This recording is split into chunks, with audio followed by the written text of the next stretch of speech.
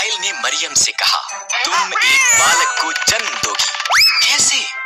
मरियम ने पूछा, मेरा तो विवाह नहीं हुआ है। परमेश्वर का पवित्र आत्मा तुम पर आएगा, बालक परमेश्वर का पुत्र होगा।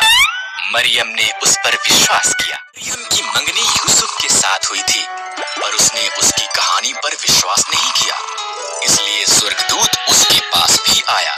मरियम झूठ नहीं बोल रही है, उसका बालक परमेश्वर का पुत्र होगा, तुम उसका नाम यीशु रखना।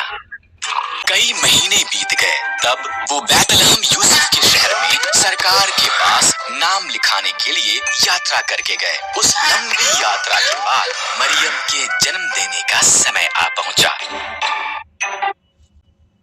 बैतलहम में सभी सराएं भरी हुई थीं। इस तरह से परमेश्वर का पुत्र एक अस्तबल में पैदा हुआ, कपड़ों में लपेटा गया और एक घास के बिस्तर पर रखा गया। उन्होंने उसका नाम यीशु रखा।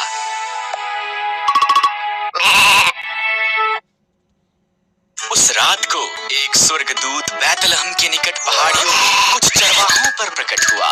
सुसमाचार, स्वर्गदूत ने कहा, तुम्हारा उद्धारकर्ता पैदा हुआ है, वो बैतलहम में एक चरनी में रखा हुआ है।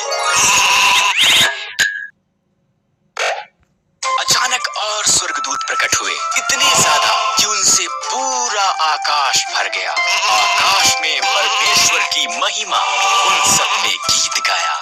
पृथ्वी पर उन मनुष्यों ने जिनसे वो प्रसन्न है शांति हो।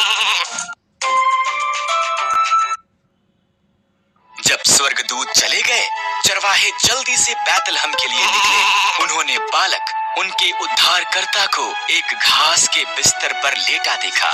ये ऐसा ही था जैसा कि स्वर्गदूत ने उनसे कहा था।